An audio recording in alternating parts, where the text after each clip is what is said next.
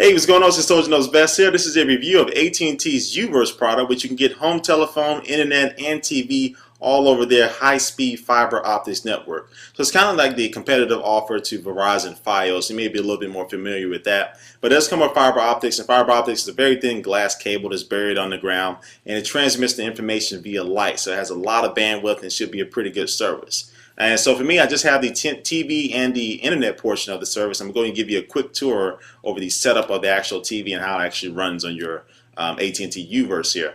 So I'm going to get started here. Now first, the remote control is pretty well laid out. It's pretty nice quality as far as the way the buttons are laid out. Very easy to memorize and get to where you want it to go. Now you do have to have direct line of sight. So you see here I'm pressing the doggone channel button right in front of my MacBook Pro screen. But nothing changes. You do need to have line of sight with the remote control in your receiver. This is kind of unfortunate, but hey, you got to deal with it for now. And now what we're watching right now, we're actually watching ESPN HD, which is showing some programming right now, which isn't HD. So let me get to a HD channel here, ESPN2.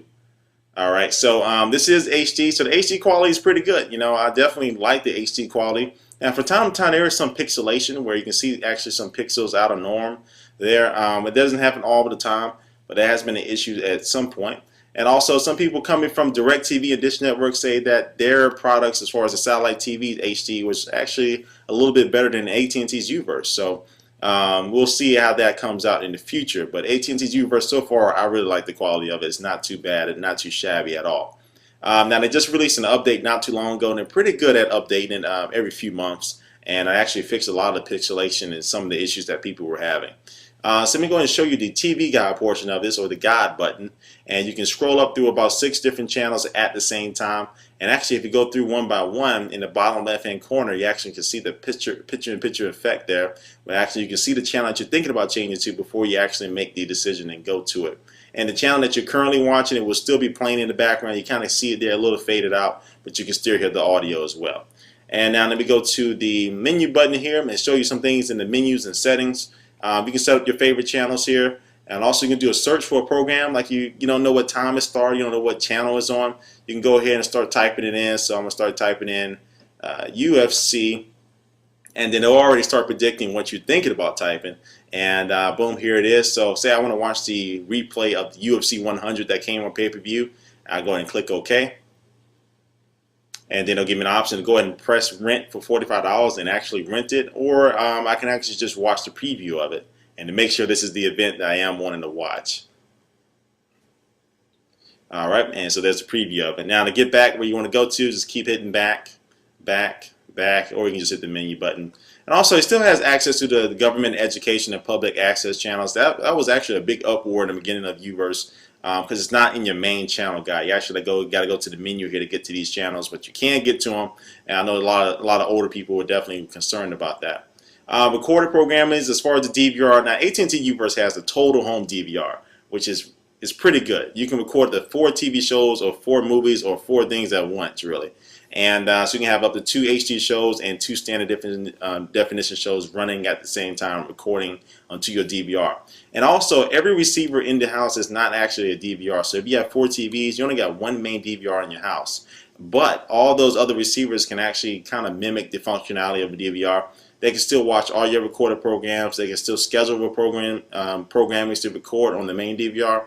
And also, like I said, you can still play back their programs that you already got recorded on any receiver in the house. But the only thing you really can't do is pause and rewind live TV. But hey, you can go to the main TV for that. And it does have video on demand services, so it does have video on demand. You can go ahead and search through the video on demands as far as top picks. They also have quite a few free video on demand programs or movies that you can watch at the same time. Some of the interactive features, you can have weather on demand here. You can have the weather pop up. You can look at your photos from Flickr straight on your TV if you have a Flickr account. You can play Yahoo games like chess and checkers straight here on your TV. And also has the AT&T U-Bar where you can do cool things like have, if you're big in the stock market, you have your stocks pop up here, weather at your location, traffic reports, and also your favorite sports teams. You can have them actually see their schedules, their games they're playing, and their scores and anything like that. So this is the U-Bar, and you can have this pop up whenever you pretty much want to. Right, and let me get back. And so I think that might have been about it. Yeah, and it has good parental locking skills. Any parents out there does have pretty good skills on there. You see here services call history. Now, if I had an AT&T Uverse home phone, I'll be able to see my call history on the TV, what I receive, and then my incoming, outgoing local calls or long distance calls. And then also you can have call ID pop up on your TV. You know, nice little feature like that as well.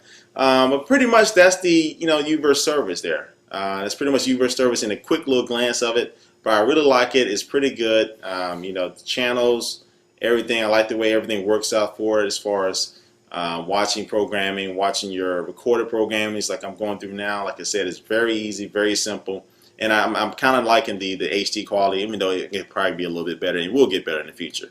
Now, also as far as the internet, I still have AT&T's Uverse internet. I got the max service, which is 12 megs down. A month ago, it was just actually 10 megs, but it gave us a free speed upgrade to 12 megs and no extra charge.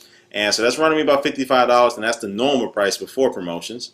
And then in my TV package, I have the U300, which is pretty much everything besides HBO, Cinemax, and the sports package. But I do have Showtime Stars and everything like that, over 260 channels, and that's $79 before promotions. But AT&T does have some good promotions as far as free installations, no contract, get up to $200 cash back, and you get like $19 off for 6 months, something like that as well. So it's a pretty good fair price compared to cable. It's definitely a good price. Right, but since Soldier knows best here, a quick little look, review slash demo slash sneak peek or whatever about AT&T's Uverse. I know some of you probably know what this is, so this is a good introduction to it. But if you look out and check in the area, you can go to att.com and put in your address and see if it's actually available. But other than that, thanks for watching. I will catch you later. Peace.